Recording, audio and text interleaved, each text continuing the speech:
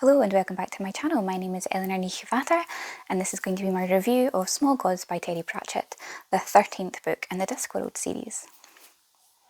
This is another one of Terry Pratchett's kind of standalone stories within the wider Discworld, and this would also be a very good place to start if you're new to Discworld and don't really know where to begin, because sometimes the very first book, The Colour of Magic, is not the best place to start if you're new to Terry Pratchett's way of writing. The story follows novice brother who works in the gardens of this great church who worship the god Om, and it's from his point of view that most of the story is told. He is a lovely character and he must be protected at all costs. He has an addictive memory, so he remembers everything that's ever happened to him, and that kind of gets him into a bit of trouble because some people don't want him to remember everything that goes on in this church.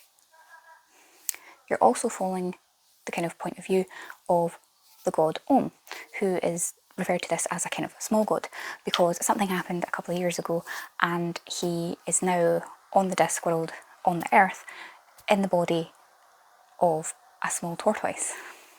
He's been like this for a couple of years and thus he's not been able to do big godly things, and this is because of his lack of believers, because in the Discworld the gods exist and manifest because of the strength of those who believe in them. How many believe in them equates to how big or small a god they are. So although Om has this massive big church, it turns out a lot of these people aren't truly believing in Om. They're just kind of going through the motions of what they think this church and this political power should do. They're not actually true believers in this god. And the third kind of perspective you have is of Vorbis, who is very high up in this church and is kind of imagining that he will be the next prophet of the god Om, and he is a big spearhead and leader in this church, and they're wanting to go out and kind of bring people to the religion and basically kind of start a war, because he wants everyone to follow this religion and kind of be taken over by these people. So he's also like kind of the baddie of the story. So these are the 3 points of view that you're going to follow.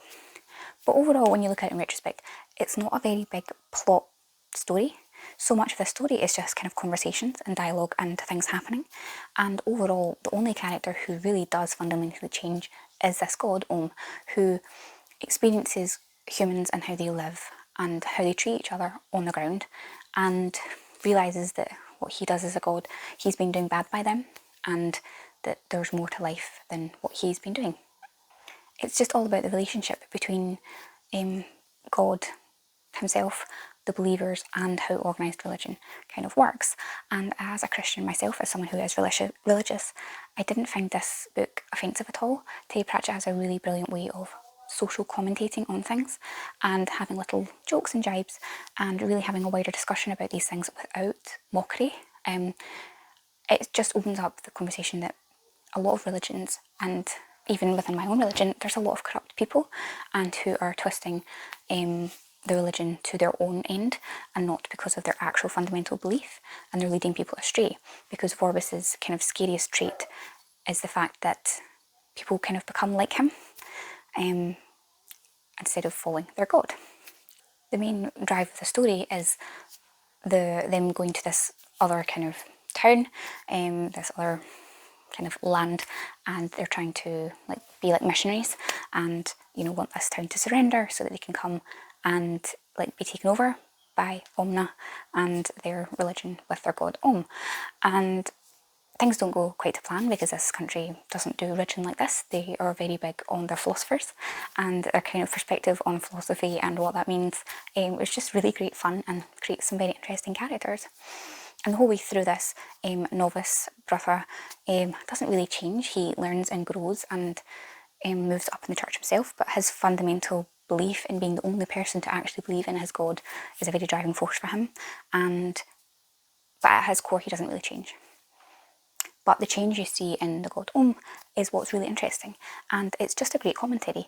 And at the end of the day, this book was just very engaging. You just kind of wanted to know what was happening next. I didn't find any of it overly confusing or preachy in any way.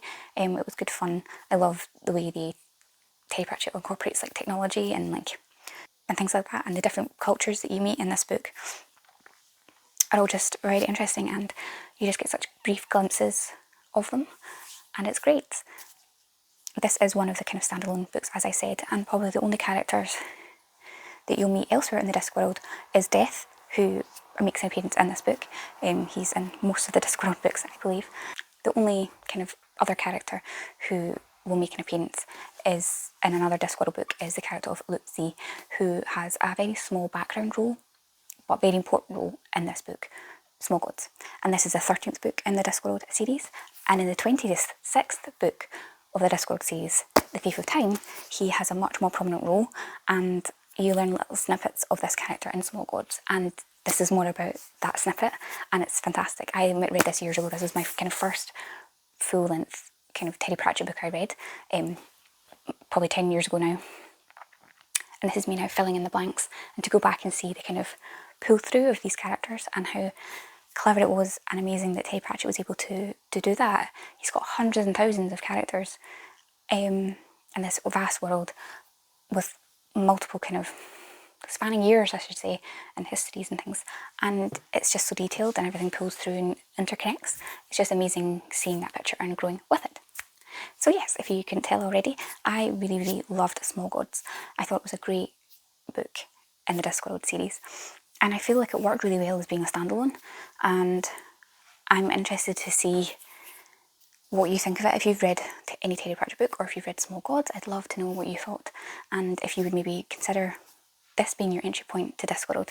I know Daniel Green talks a lot about Discworld, and he absolutely loves Small Gods too. He would always recommend people start at Small Gods as an entry point if this kind of story appeals to you, and I would very much say the same. It really depends what you're looking for. So thank you for watching this review. Be sure to like and subscribe if you aren't already.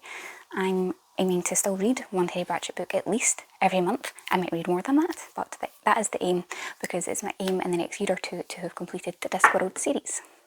So yeah, thank you for watching, and I'll see you in the next video. Bye.